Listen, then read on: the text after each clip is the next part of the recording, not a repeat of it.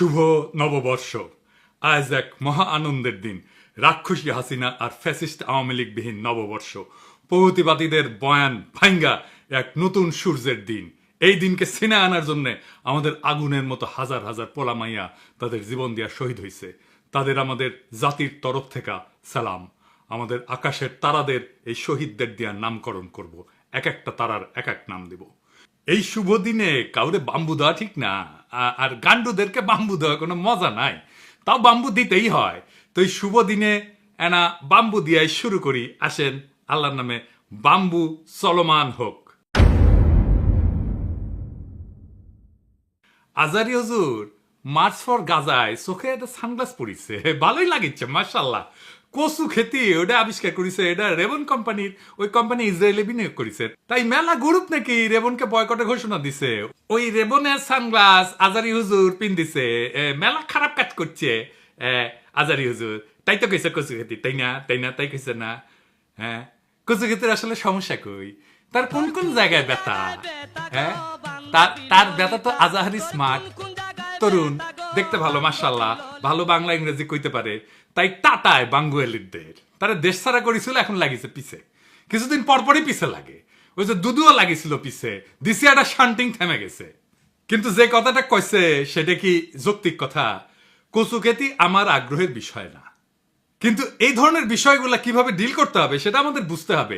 এনে মেলা বিতর্কের বিষয় আছে, এটা একটু খোলাসা করে না বললে আমাদের জন্য বোঝা খুবই মুশকিল। আর এইসব আলোচনা যারা তুলে তারা আসলে কার স্বার্থ রক্ষা করে, আর তাদের এই কূটনামিটা কেন করে সেটা বোঝাটা জরুরি। আসেন আল্লাহর নামে শুরু করি। পণ্য বয়কট বা বিডিএস কি এবং কেন?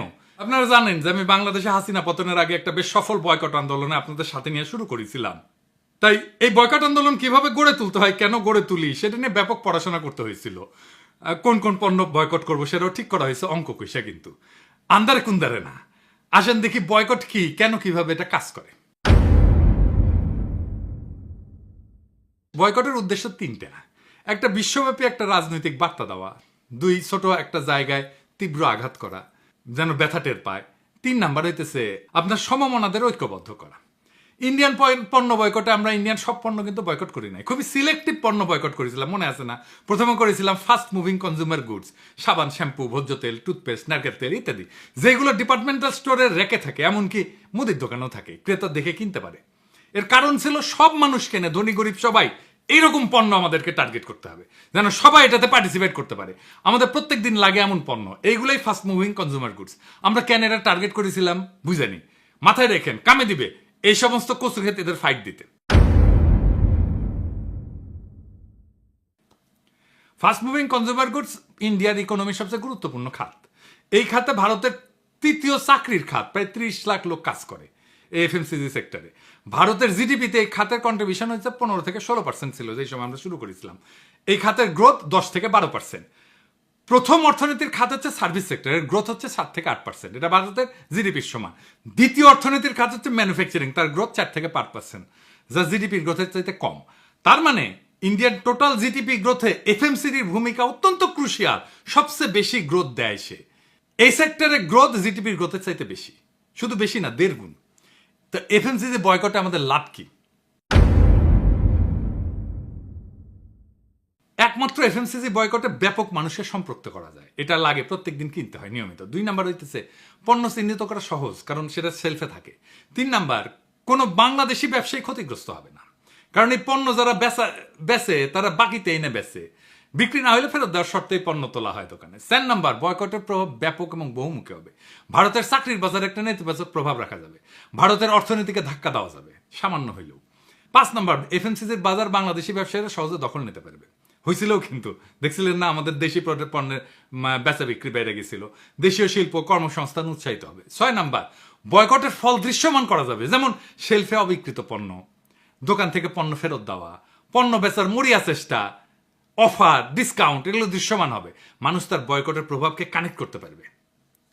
এই জন্যে ইন্ডিয়ানরা আমাদের এসে বলতো ওই সময়, এটা বয়কট করো, ওইটা বয়কট করো, রেলের বডি বয়কট করো, ইন্ডিয়ান বাস বয়কট করো, ট্রাক বয়কট করো, ইলেকট্রিসিটি বয়কট করো, ইন্ডিয়ান ইলেকট্রিসিটি। মানে ভাবখানা এমন, আমরা সবাই সকাল সন্ধ্যা ইন্ডিয়ান বাস ট্রাক কিনি, বা ইন্ডিয়ান ট্রেল আমি আমার ডিপার্টমেন্টাল স্টোর থেকে কিনে আনিছি। যাই হোক, এই অমুকটা কেন বয়কট করলো না, অমুকটা কেন বয়কট করলো না, এগুলো যারা বলে এরা হইতেছে যারা ক্ষতিগ্রস্ত হচ্ছে তাদের লোক। আমরা আমরা দেখবো যে রেবন কোম্পানি আসলে বয়কটের লিস্টে আছে কিনা। এবং এই ইন্ডিয়ানরা যে অ্যাটিটিউড করেছে, কচু ক্ষতি একই অ্যাটিটিউড করেছে, কারণ ওর লাগিছে। ওই তো ইসরায়েলি পত্রিকায় লেখে, তো নিজে লেখে, হারেজ বলে পত্রিকাতে লেখে ওই, হ্যাঁ ইসরায়েলের পত্রিকা, ওটার সমস্যা নাই। রেবান এটা ইসরায়েলি কিনা কোম্পানি কিনা সেটা ঠিকই নাই, এটা বয়কটের লিস্টে আছে কিনা সেটা ঠিকই নাই, তাও ওই লাগিছে। তো রেবান কোম্পানি কি ইসরায়েলি কোম্পানি? না, রেবান কোম্পানি কোনো ইসরায়েলি কোম্পানি না।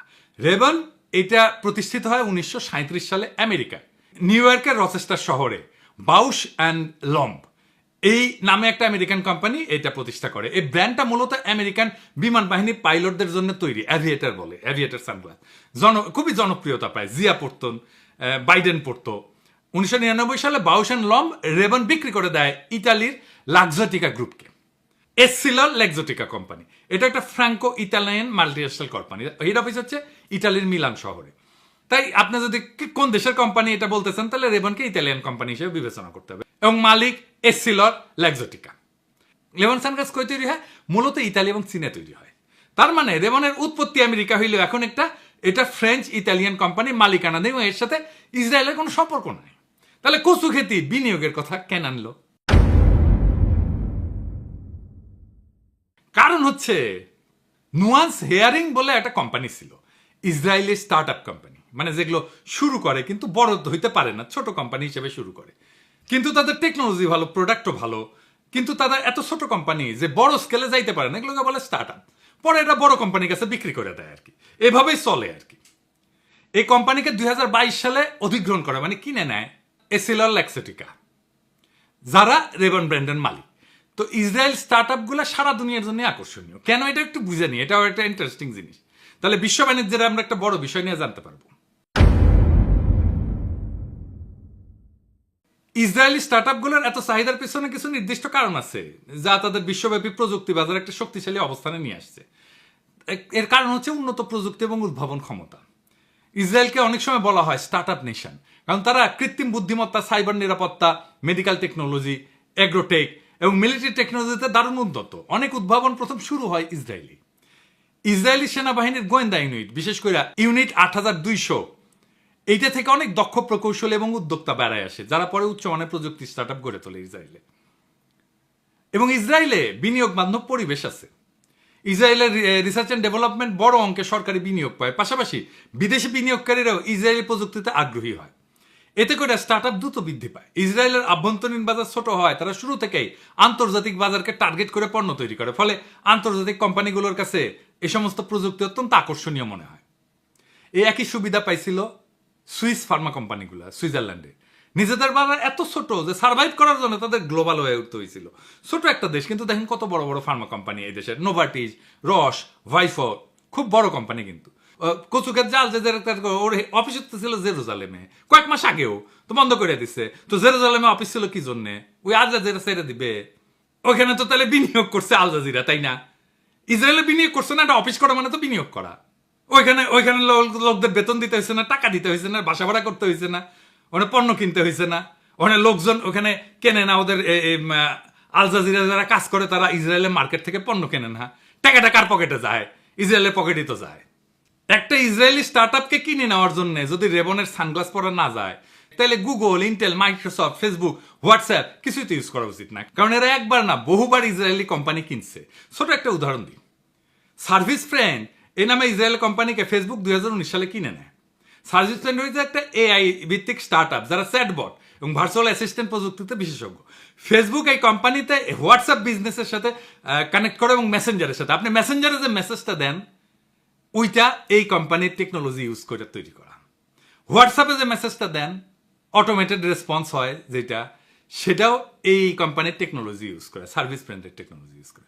তো তাইলে গুগল ব্যবহার বন্ধ করে দিতে হয়, হোয়াটসঅ্যাপ ব্যবহার বন্ধ করে দিতে হয়, ফেসবুকের মেসেঞ্জার ব্যবহার বন্ধ করে দিতে হয়, তাই না? আর রেবন কোম্পানিকে বয়কটের কথা কে কইছে? বিডিএস, যেটা বয়কটের মুভমেন্ট, ফিলিস্তিনির সাপোর্টে যে বয়কট মুভমেন্ট, সেটার একটা ওয়েবসাইট আছে, আমরা একটু পরে দেখবো। ওইখানে এই কোম্পানির কোনো উল্লেখ নাই। কিন্তু সারা দুনিয়ার তো নানা চান্দাবাজ আছে কচু খেতির মতো, এরকম একটা ওয়েবসাইট বানায় বলে তোমার নাম ঢুকে দিব, তোমার নাম ঢুকে দিব, না দিলে গেলে না আমার টাকা দাও, তোমার নাম তার সাথে ঢুকে দিব, এই করে এই সমস্ত ঝামেলাগুলো করে। তাই সত্যিকার অর্থে এটা বয়কটের পণ্য কিনা সেটা আপনি বিডিএস এর সাইটে যেয়ে দেখবেন। যদি দেখেন বিডিএস এর পণ্য, তাইলে আপনি বয়কট করেন। আরেক কথা না বললেই না, দাবি করে সে বিএনপি করে। এই আমারে আর ইলিয়াস রে কয় মব মাস্টার, দেখেছেন, আর আমারে বয়কট করতে বলে। হুই কচু খেতির ইজ অফ ডুইং বিজনেস নিয়ে কপি পেস্ট করে জ্ঞান ফলাইছিল, ওই কপি পেস্টই করতে পারে, তার চেয়ে বেশি কিছু না। গুগলও ঠিক মতো করতে পারে না। তারপরে মেলা সার্চ করে এই পোস্ট করিছে, দেখানোই লাগিচ্ছে যে বদমাইশি গুলো কেমন। অনেকে কয় এগুলো আপনি কন কেন, কিন্তু হয়তো অনেকে কনফিউজ হয়ে যায়। দেখেন কইতেছে আমার কোম্পানি লরিয়েল ইসরায়েলের মতদাতা, আবার কেউ কেউ আগ বাড়ায় কয় লরিয়েল ইসরায়েলি কোম্পানি, কেউ কেউ কছে শুনিছে আশা কয়ে দিছে আমার কমেন্ট বক্সে, এনা যে গুগল করে দেখবি তাও কিন্তু দেখে না। তো উই কি দিছে, একটা স্ক্রিনশট দিছে, কইছে লরিয়েল নাকি ওয়ান ফ্রেন্ড অফ ইসরায়েল, দিছে একটা স্ক্রিনশট দিছে। গুগল করে পেছে আর কি, তুই সার্চ করবি সেটুকু ওর এনার্জি নাই। দেখিছেন না কেমন মোটা হয়েছে, কেমন চর্বি থল করে সে গোটা শরীরের। তো এডিটর সাহেব ওই সাইটে যান, দেখি তো ফ্রেন্ড ওয়ার্ম ফ্রেন্ড দেখি না, দেখিছেন ওরা প্রমাণও দিছে, দেখেছেন এই যে লরিয়েল আসলে warm friend of Israel, proof একটা বাটন দিছে। এডিটর সাহেব দেখছেন, আচ্ছা এডিটর সাহেব বাটনে একটা প্রেস করেন না, দেখি কি প্রুফ দেখায়। দেখেছেন কোনো প্রুফ নাই, দেখেছেন। হ্যাঁ, ফিলিস্তিনের সাপোর্টে যে বয়কট মুভমেন্ট সেটা একটা লিস্ট আছে এই সাইটে, এটি আছে নাম লরিয়েলের, দেখেন নিজেই দেখেন। ওই আবার করছে কমেন্ট বক্সে, দেখেন বিডিএস এর নাম শুনিস তো, দেখেন ও নিজে শুনিছে, অক্সিগান ও নিজে শুনিছে, জিন্দগিতে শুনে নাই।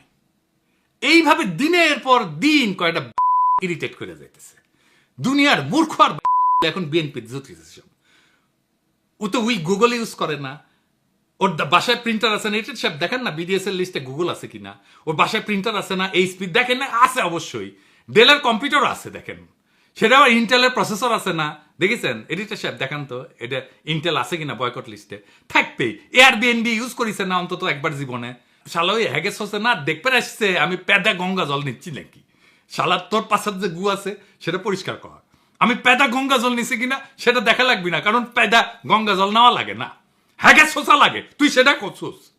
আচ্ছা ধরা যাক যে আমি এমন একটা কোম্পানিতে কাজ করি যা বয়কটের অধীনে ওই লিস্টে আছে, তাহলে কি করব? যখন ভারতীয় পণ্য বয়কট চলতেছে তখন আমরা এসে একজন কইল যে দাদা আমি প্যারাসুট কোম্পানিতে কাজ করি, আমি কি করব? আমি কইলাম মন দিয়ে কাজ করবেন, বেতন নেবেন, আর ওই বেতন দিয়ে জুই নারিকেল তেল কিনবেন। আমরা পণ্য বয়কট করেছি, প্যারাসুটের চাকরি তো বয়কট করি নাই, তাই না? এখন আপনারাই বলেন, দেখলেন তো গুগল তো এই বয়কটের কোম্পানিতে আছে, ইন্টেল আছে, আমাজন আছে, এইচপি আছে, কে নাই? কোন বড় কোম্পানি নাই?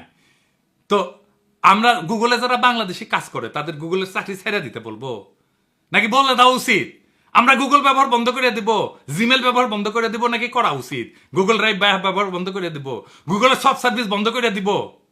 তাইলে তো যুক্তি অনুযায়ী যেহেতু গুগল ওই লিস্টে আছে, তাইলে তো গুগলে যারা চাকরি করে, আমাজনে যারা চাকরি করে, এইচপিতে যারা চাকরি করে, ইন্টেলে যারা চাকরি করে, তাদের আগে চাকরি ছাড়তে বলা উচিত হিসাব মতো, ঠিক কিনা? আমার কোম্পানির নাম তো এই লিস্টে নাই। যেহেতু বিএনপির সমালোচনা করি তাই আমার যেভাবে পারে ক্ষতি করা লাগবে। আওয়ামী লীগরাও এত খাইস্টা ছিল না, মানে এই যে নিঝুম মজুমদার, অমি পিয়াল, এরা far better as human being. দেখেন ওরা অনেক ফাজলামি করেছে, কিন্তু পলিটিক্যাল সে ফাজলামি, কিন্তু কখনো আমাকে পেটে লাথি মারা যায় কিভাবে সে ধান্দা করে নাই। আরে ভাই আমি তো ইয়াবা বেশি না, চান্দাবাজিও করি না, একটা ডিসেন্ট পেশায় আছি। আমার লরিয়ালের চাকরি না থাকলে এই এসে কইতো যে আমি কিছু করতে পারি না, ইউটিউব বানায়, পেট চালায়, সেটা অসম্মানের কাজ না, ইউটিউব বানায় পেট চালানো অসম্মানের কাজ না, কিন্তু বিরোধীদের জায়গা তো ধরতে হবে পলিটিক্যাল, এসব নিয়ে না। তার আমরা তুই যে এনওয়াইপিডিতে কাজ করিস, লিঙ্কডিনে ট্যাঙায় রাখছু, খুব গর্ব নিয়া ট্রাফিক কন্ট্রোলে কাজ করিস, এনওয়াইপিডি তো ইসরায়েলে ট্রেনিং নিতে যায়, এনওয়াইপিডির সাথে তো ইসরায়েলের কন্ট্রাক্ট আছে, ট্রেনিং এর কন্ট্রাক্ট আছে, কোঅপারেশনের কন্ট্রাক্ট আছে। এমএনএসটিও বলছে যে বারবার এনআইপিডি ট্রেনিং করতে যায়, লজ্জা লাগে না ওই কোম্পানিতে ওই প্রতিষ্ঠানে কাজ করতে? 2 দশক ধরে ইসরায়েলের সাথে পুলিশ কোঅপারেশন করছে আমেরিকার এনআইপিডি। তো তুই সার আগে এটা একদম বয়কট ঢুকে দেবো। আজকে যে এই নতুন লড়াই শুরু হয়েছে না, এটা ফেসবুক পোস্টের লাইক কমেন্টের খেলা না, এটা একটা তপ্ত যুদ্ধক্ষেত্র হয়ে উঠছে, যেখানে সত্যের পাশে দাঁড়ানো মানে নিজের পিঠে আগুন নিয়ে নামা। আজ যখন কচু খেতির আর প্রগতিশীল এই বিএনপিরা গল্লিক মুখে নিয়া মুখোশ পইরা বিভ্রান্তি ছড়ায়, তখন আমাদের হাতে চাই তথ্যের তলোয়ার, যুক্তির কামান। বয়কট যদি অস্ত্র হয়, তবে সেটা চালাইতে হবে মগজ ঠান্ডা রেখে, হৃদয় গরম কইরা। এই নববর্ষে আমরা শুধু আনন্দ করতেছি না, আমরা পুরনো দাসত্বের শৃঙ্খল ভাঙতেছি। এই সূর্য, এই আলো, এই শহীদের রক্তে কেনা।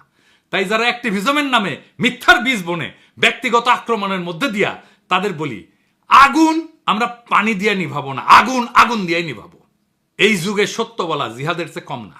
আর সত্যকে ধোকা দিয়ে ঢেকে রাখা যত কচু খেতি আছে, তাদের মুখোশ খুলে ফেলাই আমাদের দায়িত্ব। বয়কট মানে আবেগে ভেসে যাওয়া না, বয়কট হইতেছে হিসেবে কষা ঘায়েল করার অস্ত্র। আজ যারা তথ্যের বদলে ট্রল ছুড়ে মারে, একবার আজাহারিকে একবার পিনাকিরে, তারা ফিলিস্তিনের শত্রু, তারা ইসরায়েলের বন্ধু। মনে রাখবেন, বিপ্লব আবেগ দিয়ে যেতে যায় না, যেতে ডেটা কৌশল আর দৃঢ়চেতা মানুষ দিয়া। আগুন যখন জ্বালাইছি, পুরাই ফেলবো মিথ্যার প্রাসাদ, সে কচু খেতেই হোক আর প্রগতিশীল বিএনপিরই হোক। ইনকিলাব জিন্দাবাদ।